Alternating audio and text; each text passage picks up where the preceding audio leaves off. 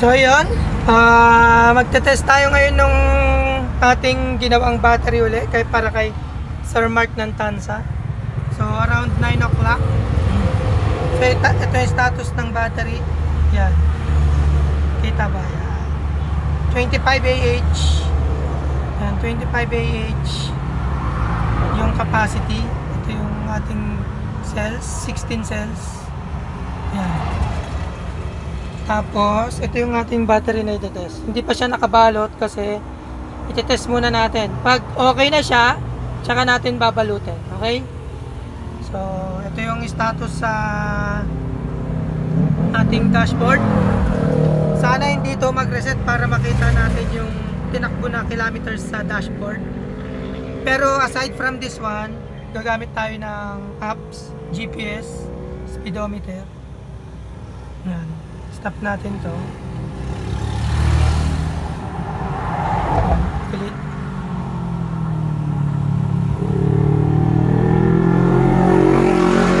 Tapos start tayo ng new trip natin. So check again. 9:01. Tapos ito yung time nung ating travel.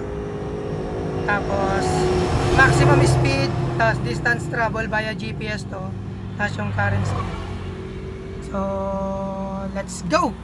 So mag-video ulit ako pag nasa isang oras na tayo. Okay, pause ko muna. Stock controller yung ating gamit. Check natin. Ay, nakatakip. Pero stock controller yung nakakabit. Makikita din naman sa speed kung ilan yung tatakbuhin. Tapos ito yung motor. Stock motor pa rin tayo. Wala tayong binabago na part sa motor, sa e-bike. Yun lang battery muna. Okay? Let's go. Yan. So, ayan, start na tayo. Pause ko muna. Okay? Update ko kayo after 1 hour gaya ng sabi ko. Yun pala. Most of the travel gagawin ko ay medium lang. Kasi nung nakaraan puro majority high So ngayon, medium tayo. Okay? Makikita din naman dito sa average speed mamaya. Okay, let's go. So yun, nag-start na tayo.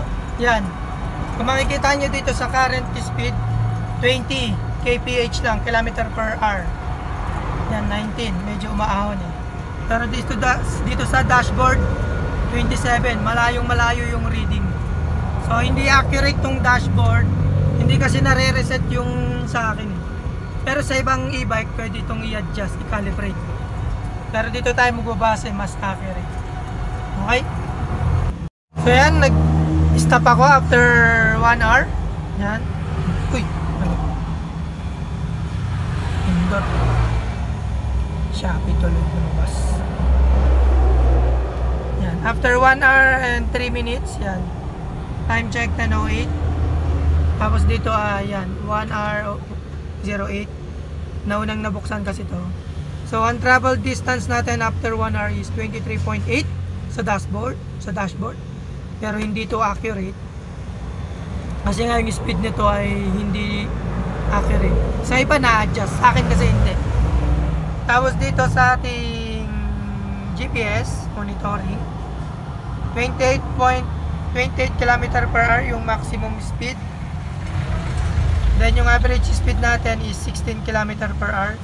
Majority of the rides naka medium tayo. Then travel distance is 17.71. Yan. Malayong-malayo dito. So, almost 6 kilometers difference. So, check natin battery. Ito yung battery ni Mark ng Tansa. So, walang umiinit. Goods na good siya. Ito yung BMS. Yan. Walang problema. So, let's go. After siguro 1 hour, baka malobat na tayo. Tuloy-tuloy yung video mamaya. Okay? Let's go! Okay, update ulit tayo.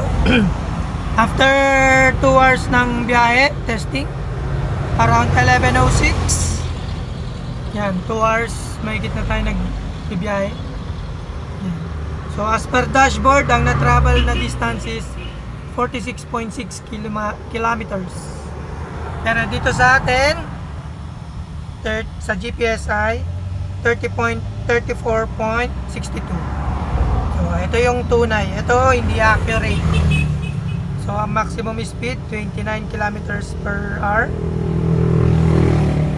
Tapos average speed 17 kilometers per hour. Majority ng rides naka medium. Alam niyo na yan. Yan. Yan. So malayo yung difference. 12 kilometers na yung difference. Ito yung totoo. Then check natin yung battery status. So yan, 51.1, 51.2 volts. Doon sa dashboard ay 50.7. 26%. Ayan. And ito yung battery cell voltages. Almost okay pa. Tapos ito yung ating battery. Walang kainit-init. Yan. Pati wire wala. Goods na goods. So sagarin pa natin yung ating battery hanggang sa Malobat. Tingnan natin kung hanggang ilan yung aabutin na distance. 34.63. Yan. Nung nakaraan kasi 34 yung nakaya niya, pero majority of the rides is naka-high.